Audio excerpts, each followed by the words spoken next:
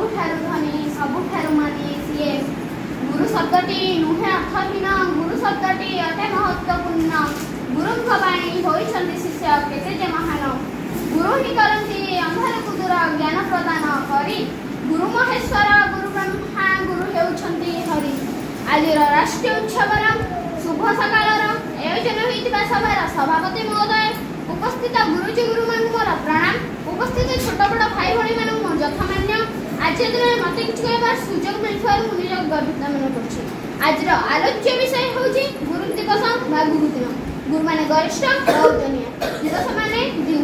एई दिनटी को ओजनिया बा श्रेष्ठ दिन रूपे विवेचित कराइछि। यह गुरु शिष्य संपर्क थिबा एक नमूना हेबारे आवाहन कालर पुराण जुग गुरु शिष्य संपर्क रे बहुत नमूना देखा जाय जेब रामंकर हनुमान गुरु द्रोणंकर एकलव्य विश्वामित्रंकर हरिश्चंद्र एबरे अनेक उदाहरण रहिछि एबरे अनेक कथा जानले आज समाज बास करथबा मानव गर्व अनुभव करे एणु ए प्राण जुग सहित जुग को तुलना करे जे आज दिन पालन कराइछि। आज 2025 मसिया सेप्टेम्बर मास 5 तारिख एई दिन जने महापुरुषंक जन्मदिन ता पिताଙ୍କ नाम थिला पुरोहित राधाकृष्ण ताଙ୍କ नाम थिला सर्वपल्ली राधाकृष्ण। सर्वपल्ली राधाकृष्ण 21 वर्ष बयस निज कर्ममय जीवन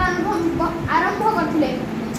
विभिन्न पदपदवी रही 1952 रु 1962 मसिया पर्यंत से भारत उपराष्ट्रपति थिले परिशेष 1962 मसिया मे मास 12 तारिख रे भारत द्वितीय राष्ट्रपति होइले। सर्वपल्ली राधाकृष्ण 86 वर्ष बयस 1975 मसिया एप्रिल 16 तारिख रे विहध्याम त्याग कले एणु ए आदर्श शिक्षक जन्मतिथि सारा भारत गुरु दिवस रूपे पालन करे। गुरु हमको वर्ष सारा शिखाई किंतु वर्षक गोटे थर आम गुरु को भूमिष्ठ प्रणाम कर कल्याण लाभ करूँ से कह जाए गुरु ब्रह्मा गुरु विष्णु गुरुदेव गुरु साक्षात परम ब्रह्म तस्मै श्री गुरवे नमः। आहरी प्रवाद अच्छी गुरु आशीषे पंगुलमीर मुख करे बेचारता सब संभव शेषना भाग्य विधाता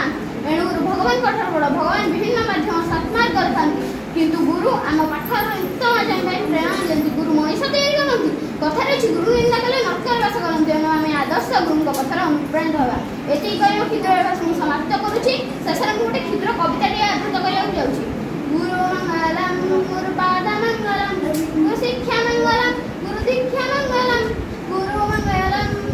गुरु पाद मंगलम गुरु मंत्र मंगलम गुरु तंत्र मंगलम गुरु मंगलम गुरु पाद मंगलम मोती क्षुद्र कविता समाप्त हो।